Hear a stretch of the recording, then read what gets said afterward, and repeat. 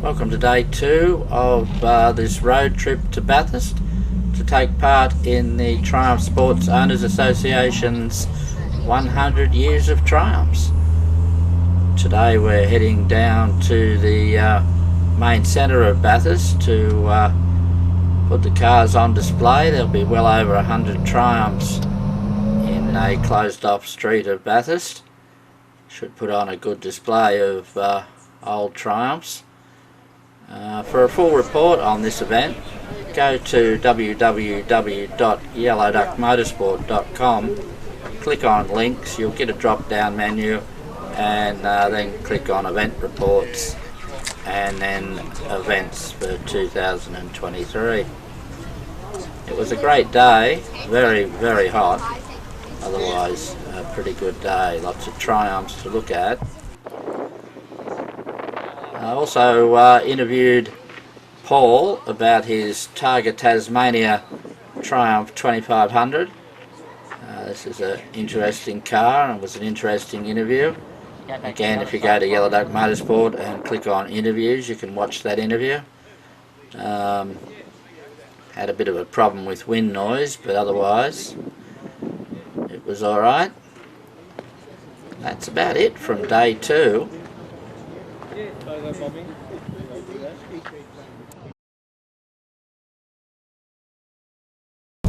Welcome to day 3 of this road trip to Bathurst for the 100 years of Triumphs. Today it's a convoy around the Mount Panorama circuit and a visit to the Bathurst Motor Museum.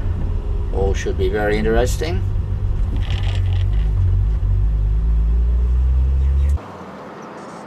Oh, welcome to day 3 of this road trip.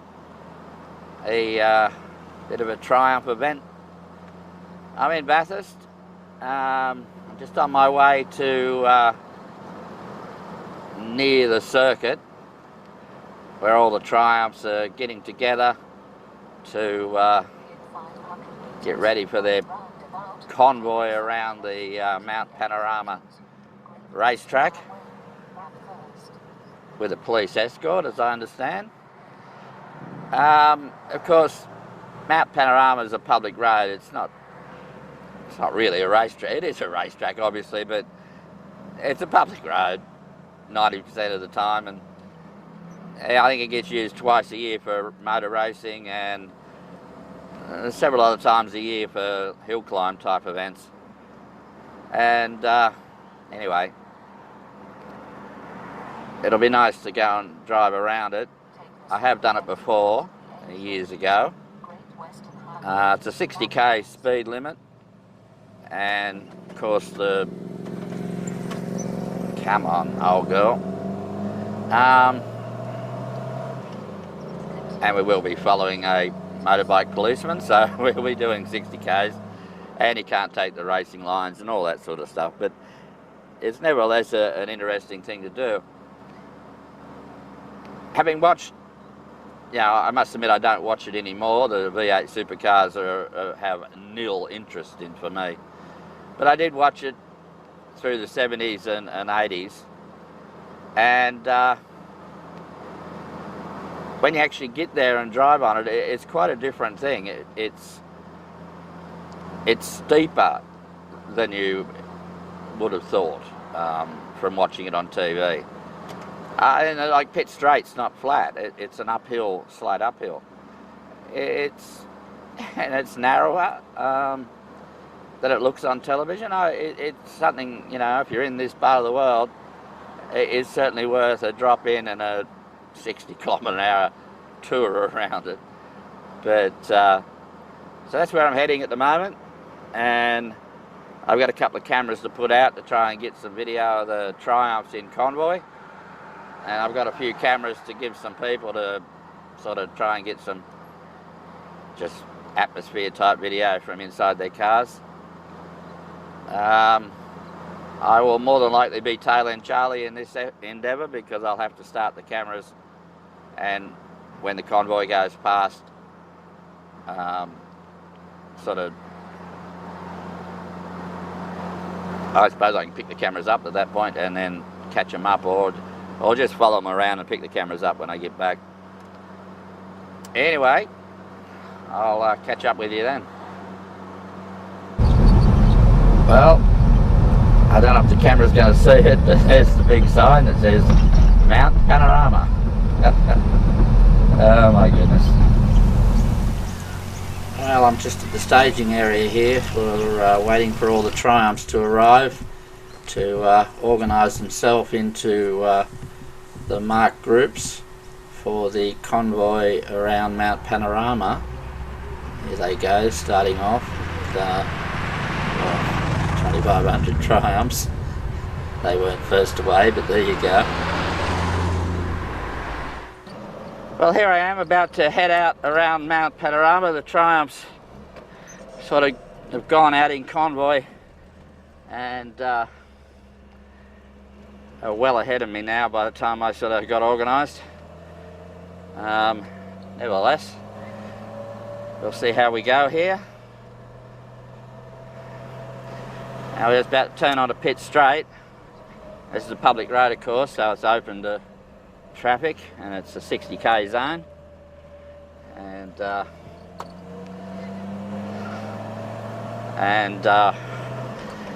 Well, this is Pitt Straight, and it probably, I don't know if the camera picks it up, but this is not flat. So there'd be actually a tricky sort of start here, because you're straight up on a bit of a hill. The front line guys seem to have a bit of a flat bit for them. Typical in this world. The top guys always get the best of things. Now this corner is going to test my memory, and I don't remember the name of this corner. Sorry about that, Chief. We'll go around here. Beautiful corner. And now this is called Mountain Straight. I do remember that one.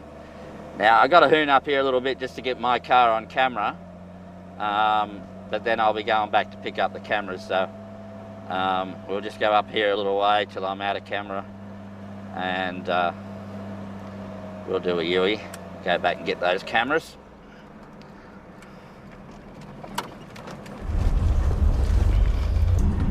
The Bathurst circuit is a very popular place for joggers and walkers.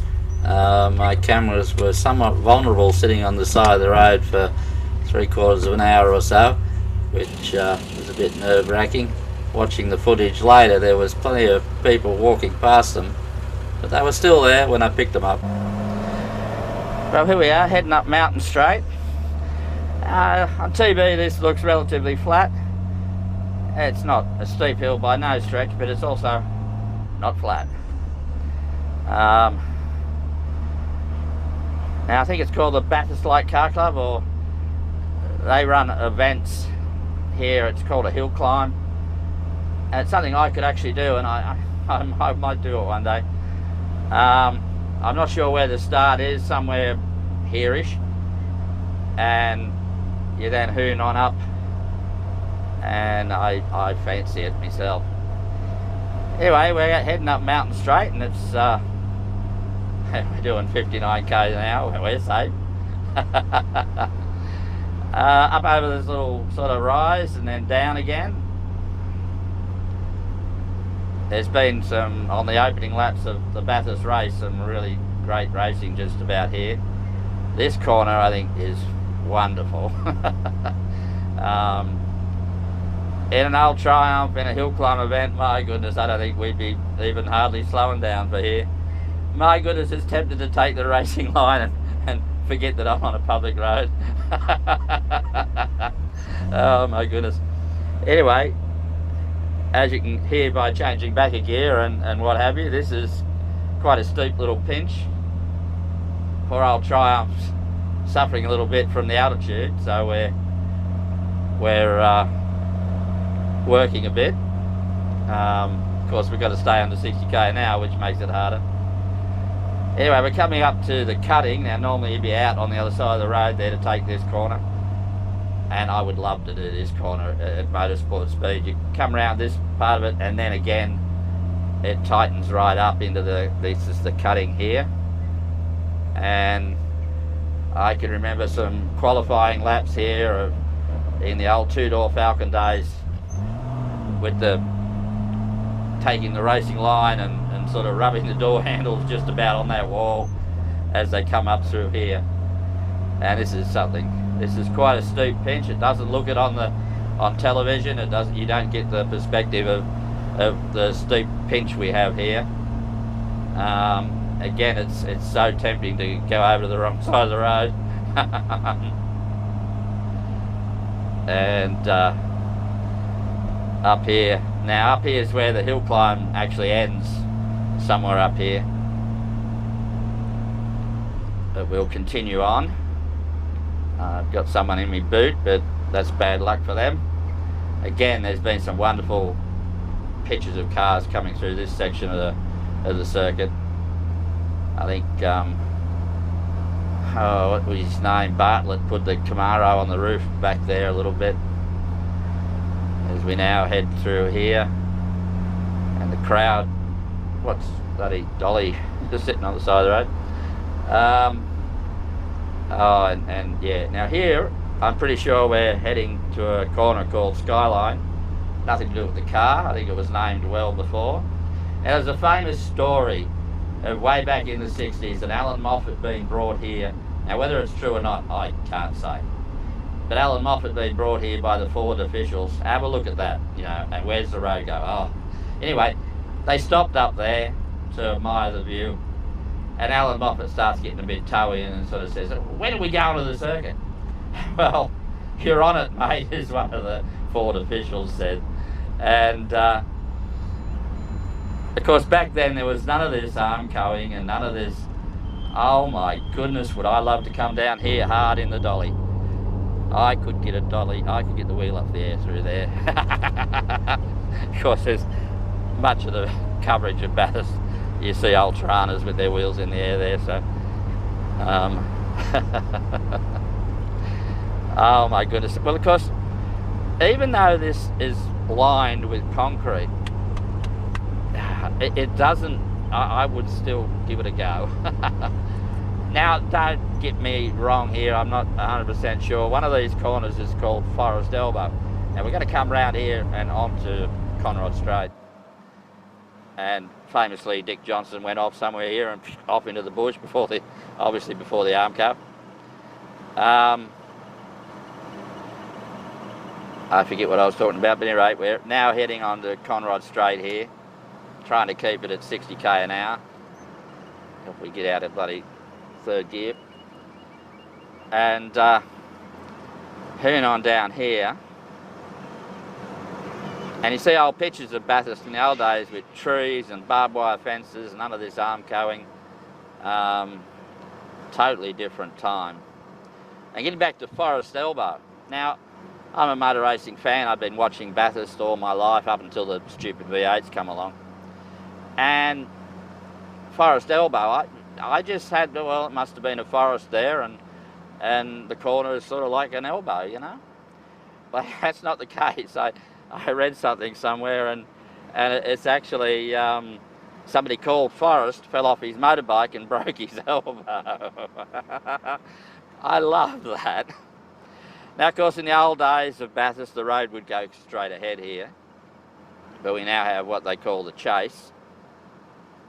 Yeah, high-speed corners are not my favourite cup of tea here, so. Yeah, I'm more of a tight and so nevertheless it looks quite amusing to do this. It would be alright, I think. Again, it's hard to not go out onto that wrong side of the road to take a racing line through here. This is actually quite a bit tighter than I was expecting.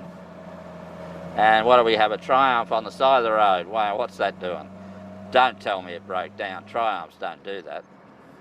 At least Triumph owners will tell you that.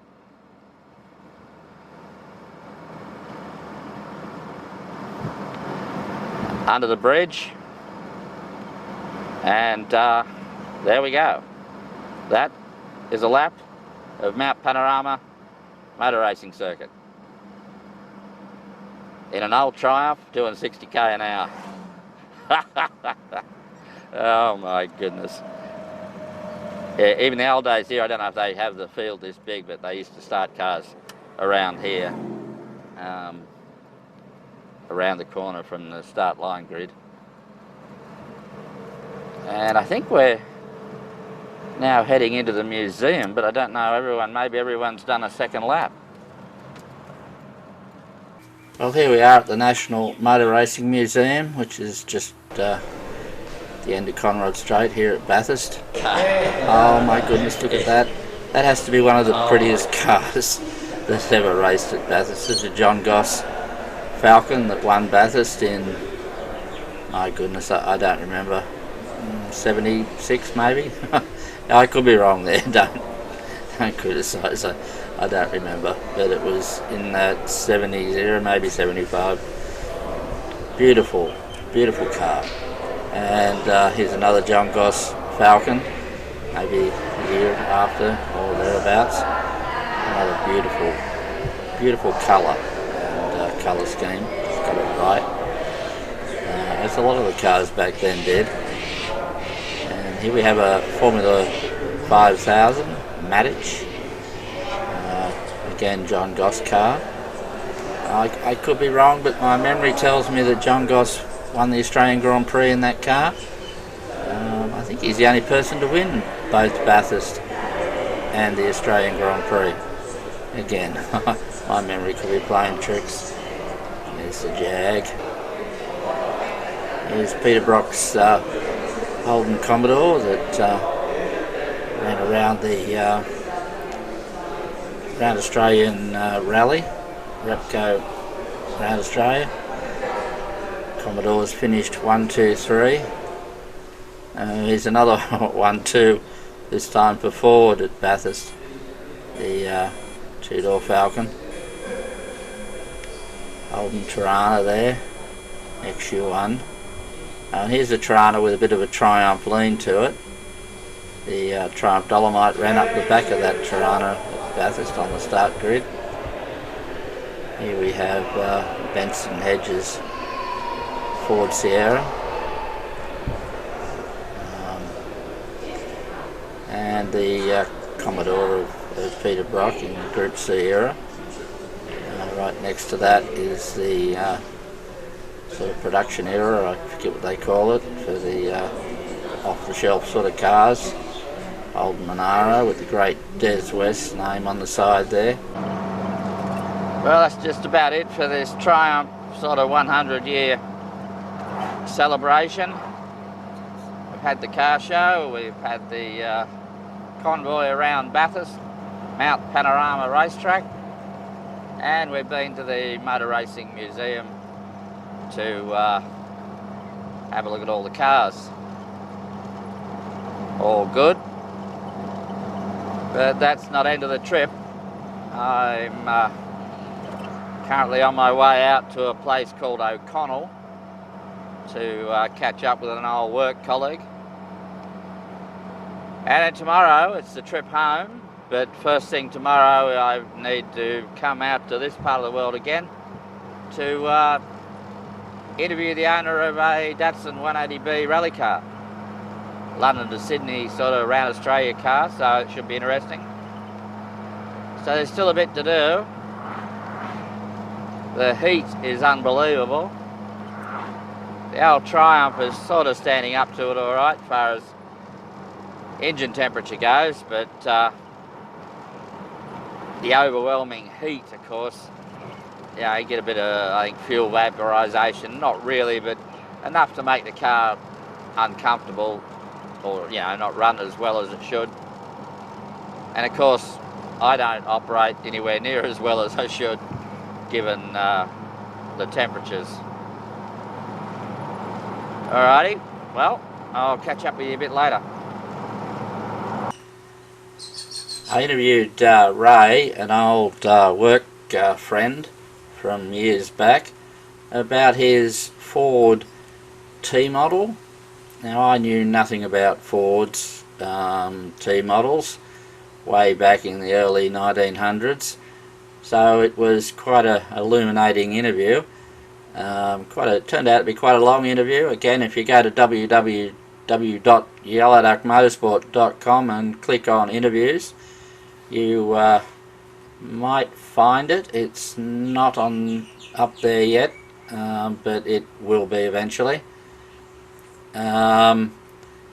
It's amazing to think that a car made way back in time is still in the same family. Absolutely amazing. And it certainly is an amazing thing to drive, apparently. Nothing like a modern car, which was also an interesting thing to learn about. So well worth having a bit of a listen to.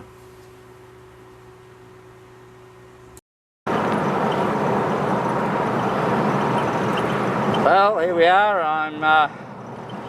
It's the end of day 3 of this bit of a road trip. I've just visited an old work friend and interviewed him about his Model T Ford. This is a vehicle I have no knowledge of whatsoever, but it was a very good interview. Quite a long interview, but it was very good. So that's just more editing for me to do. So I'm just heading back to Bathurst now, and an air-conditioned motel room to get out of this heat. It is unbelievable.